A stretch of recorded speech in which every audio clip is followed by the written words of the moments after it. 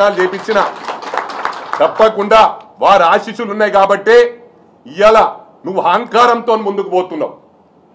మంత్రి అంటే మంత్రి అయిపోతా, ఎంపీ అంటే ఎంపీ అయిపోతా అని ఎన్నోసార్లు వాగినావు.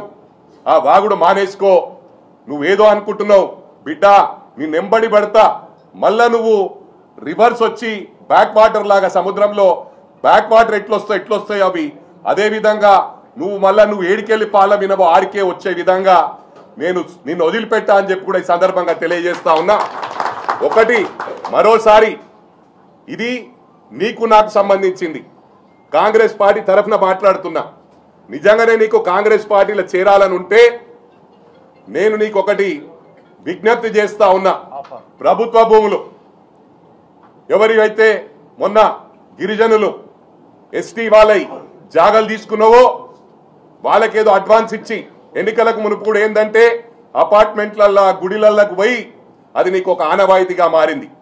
వాళ్ళకు ఒక 20 లక్షలో 2 కోట్లో 3 కోట్లో కమిట్మెంట్ ఇస్తే ఇగో 5 లక్షలు ఎన్నికలు కాగానే ఇస్తాను, ఎన్నికలు కాగానే ముంచిన విషయము ప్రజలే చెప్తా ఉన్నారని చెప్పి సందర్భంగా తెలియజేస్తా ఉన్నా. ఇవన్నీ మానుకో.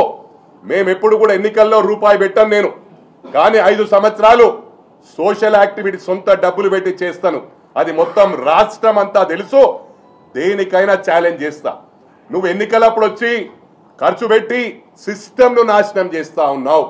నేను ఇక్కడ అందరికి కూడా విజ్ఞప్తి చేస్తా ఉన్నా.